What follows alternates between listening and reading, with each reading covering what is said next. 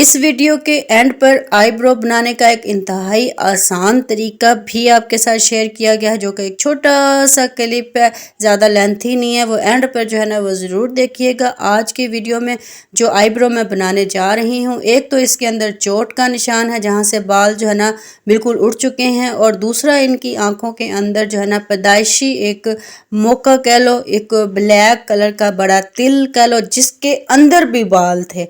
तो इस प्लकिंग को करना बिल्कुल मेरे लिए ऐसे ही था, ऊपर से ये स्ट्रेट लुक में थी। तो मेरे लिए एक टास्क था, एक मिशन था जो मैंने कंप्लीट किया। और सबसे बड़ी बात इस वीडियो की आज की ये है कि वीडियो को ना तो फास्ट किया गया है, ना ही नॉर्मल रखी गई है स्पीड, बल्कि इसकी स्पीड को स्लो कर दिया गया है, ताकि जो बिगिनर्स हैं, जो न्यू हैं, वो सीखने वाले इस प्लकिंग को सीखें। स्पीड को आज मैंने स्लो कर दिया है। स्लो इसलिए कर दिया है ताकि जिन्होंने प्लकिंग करनी सीखनी है वो बआसानी सीखें। सबसे पहले जब भी किसी की आईब्रो बनानी होती है तो उसको कॉम्ब किया जाता है। अच्छी तरह से ब्रश करने के बाद थोड़े से एजेस माइन्यूट से, जितने का आप वीडियो में देख रहे हो, हल्के से किनारे एजेस जो है ना एक टारगेट के मुताबिक हल्के से जो है ना वो बारीक काट लेने चाहिए। कभी कभी ऐसा होता है कि किसी की एजेस जो है ना फ्रंट के, वो काटने की ज़रूरत नहीं पड़ती। तो यहाँ पर सबसे बेसिक गलती भी यही होती है, और सबसे जो बड़ी जो है ना वो नीटनेस भी यही होती है। गलती इसलिए होती है कि हम किनारे ज़्यादा काट बैठते हैं।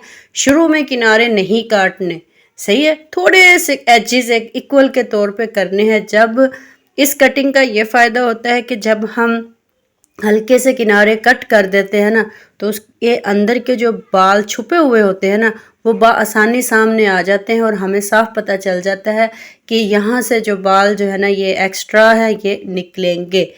और जनाब, कस्टमर की ख्वाहिश थी कि उनको थोड़ी सी आर्च चाहिए, लेकिन मेरे लिए ये एक टारगेट था जो कि आपको मैंने शुरू में भी बता दिया, फिर मैंने कस्टमर को भी गाइड किया कि जो है ना थोड़ी सी डिफ़िकल्टी होगी। मेन जो रिक्वायर आपकी शेप आपको चाहिए उसको मैनेज करने के लिए।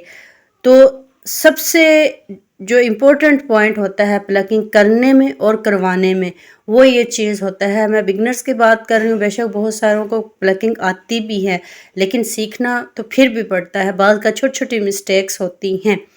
तो स्किन को टाइट पकड़वाना ये बहुत बहुत बहुत मैटर रखता है। जब तक स्किन टाइट नहीं पकड़ी जाएगी, तब तक जो है ना कट लगने के बहुत ज़्यादा चांस होते हैं। सही हो गया।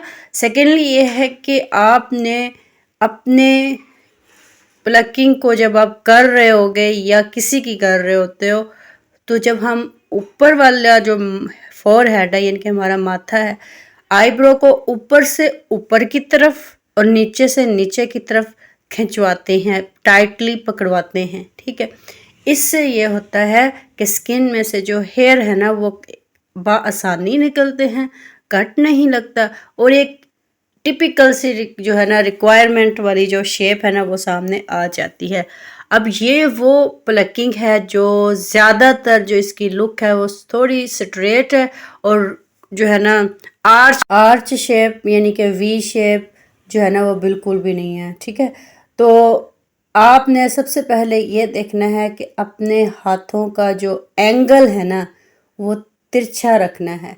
आपके माइंड में पेंसिल आती है जब आप पेन आईब्रो बनाते हो, ड्रा करते हो बॉल पॉइंट के साथ या किसी भी पेंसिल के साथ, तो आप अपना हाथ कैसे रखते हो? बिल्कुल ऐसे सीधा तो नहीं ना रखते। गोल प्लगिंग करनी हो तो हल्का सा हाथ सीधा रखा जाता है, लेकिन जब हम उसको ड्रा करते हैं शेप देने के लिए, तो हम अपना हाथ थोड़ा सा तिरछा रखेंगे। वो तिरछा प्लकिंग करने के लिए हाथ इसलिए रखा जाता है कि बालों का जो एंगल है ना उनके ऑपोजिट डायरेक्शन में आसानी बाल जो है ना वो निकल जाते हैं। और आर्च शेप की शेप बनाने के लिए ज़्यादातर जो सिचुएशन होती है ना वो यही होती है कि हाथ को थोड़ा सा तिरछा रखा जाता है।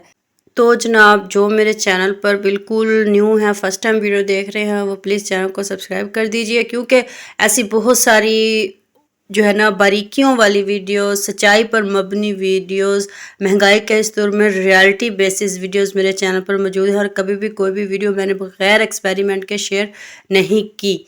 तो प्लकिंग को आप जो है ना वो देखते जाएं।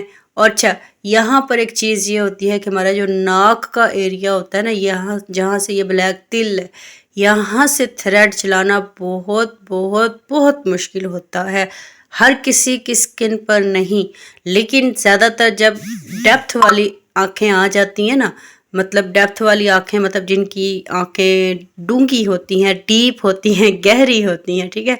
तो मैं थोड़े से वर्ड जो है ना सादा इसलिए इस्तेमाल करती हूँ कि मुझे पता है, हालांकि जो मेरे सब्सक्राइबर्स हैं उनको पता है कि मैं 16 स्केल की स्टाफ नर्स हूँ। मैं इंग्लिश भी बोल सकती हूँ, मैं लहजे को हर वे से जो है ना फास्ट फरियस कर सकती हूँ, लेकिन हकीकत ये है कि मुझे थोड़ा सा इतना अंदाज़ा है कि 70% आबादी जो है ना वो अनटच है हमारी पाकिस्तान की स्टडी से। तो जो है ना कुछ ऐसे अल्फाज इस्तेमाल किए जाते हैं, सादा इंग्लिश उर्दू मिक्स में करती हूँ, ताकि हर तरीके से मेरे जो वीडियो देखने वाला है ना, हर किसी को समझ आ सके, ठीक है। अब मैं डेप्थ बोल देती अगर डायरेक्ट के नोज़ एरिया की डेप्थ में से हेयर निकालना मुश्किल होते हैं। अब वो डेप्थ कुछ को पता होगा, कुछ को नहीं। वो फिर वो ऐसे लफ्ज़ सादे सादे, डूंगा, गहरा और डीप, इस तरह के फिर वो लफ्ज़ जो है ना बोलेंगे तो ही बात आसानी समझ आती है। कुछ हेयर्स ऐसे होते हैं, एक सिचुएशन ऐसी आती है जब ट्यूज़र से ट्यूज़ करने पड़ते हैं। बाज़ का ऐसे होता है कि बिल्कुल जो है ना वो हेयर जो है ना अभी स्किन के अंदर होता है, और बाज़ का ये होता है कि बिगिनर्स को सिखाने के लिए भी और वैसे भी ख़ुद के लिए भी हकीकत है, जितना मर्ज़ी कोई एक्सपर्ट हो उसको थोड़ा सा जो है ना वो ट्यूज़र की ज़रूरत ज़रूर पड़ती है। तो ट्यूज़र ख़रीदना कैसा चाहिए, ये आपके लिए मैं एक सेपरेट वीडियो बनाकर लगाऊंगी अगर आप इंटरेस्टेड हुए तो, क्योंकि हम खुद इतने एक्सपीरियंस वाले होने के बावजूद जब हमने शुरू में ट्यूज़र ले लेके रखे थे, तो इन द एंड कुछ ट्यूज़र ऐसे निकले जिनकी गिरफ्त बआसानी बालों को पकड़ती थी और हमसे बआसानी उनसे काम किया जाता था। तो लेकिन कुछ इतने इतने ट्यूज़र ले लेके अभी तक पड़े हैं, उन सब पे वीडियो बनाऊंगी आपके लिए, जिनकी मुझे जो है ना बाद में बड़ी मुश्किल होती रही थी, क्योंकि वो हालांकि सब के सब एक ही जगह से, एक ही जो है ना जनरल स्टोर से परचेज़ किए थे स्टेप बाय स्टेप। तो लेकिन जो है ना कौन सा ट्यूज़र बेस्ट रहा उसके पर भी जो है ना वीडियो बनाएंगे। बाज़ का ये होता है कि ट्यूज़र का इस्तेमाल हम इसलिए भी करते हैं कि हमारे सामने जो है ना वो एक, जब हम अपने अंगूठे के साथ प्लकिंग को उठाते हैं, जैसे मैंने उठाई हुई है, देखें, उठाते हैं ना तो एक प्रॉपर शेप नज़र आ रही होती है। तो अगर जो है ना ट्यूज़र, क्योंकि जो कुछ कस्टमर्स ऐसे होते हैं, जैसे आपके सामने वाली कस्टमर है, इसकी स्किन एलर्जिक है, एलर्जी मतलब कि इसके ना वो एलर्जी टाइप जो है ना बनी जा रहे थे जब मैं इस पर थ्रेड यूज़ कर रही थी। तो फिर जनाब इस तरह की टेक्निक ये अंगूठे के साथ प्लकिंग को उठा के देखा जाता है, तो एक बिल्कुल एक लाइन एज जिसको कहते हैं हमें चाहिए होता है, वो एज जो है ना उसका जो है ना वो प्लकिंग के ज़रिए किनारे बड़े ज़बरदस्त जो है ना मिल जाते हैं। तो उसके बाद जो है ना अभी कस्टमर से इसके बाद मैंने पूछा था जैसे कि भी आपको जो है ना इससे और ज़्यादा बारीक चाहिए और ज़्यादा या किस तरह की, तो कस्टमर की इसकी जो रिक्वायर्ड थी ना वो ज़्यादातर यही थी कि थिक हो, मोटी हो, ज़्यादा पतली ना हो। तो अभी जो है ना इसका जो डॉट है ना उसमें जो है ना मैंने 2-4 आपके सामने जो है ना एक किनारे से उसके एजिस में से ना मैंने वो बाल निकाल दिए थे। बेशक कस्टमर का कहना यह था कि इसको जो है ना टच करें तो इसमें से ब्लड वगैरह नहीं निकलता, तो इससे पहले कभी किसने कहा निकला, लेकिन मैंने रिस्क फिर भी नहीं लिया। मैंने इसको थोड़ा सा जो है ना लाइट सा टचअप दे के ना, इसके जो थोड़े से किनारे अभी रहते हैं बालों के काटने वाले, मैंने वो थोड़े काटे हैं और थोड़े में से जितने मुझे नज़र आए मैंने जो है ना वो निकाल दिए।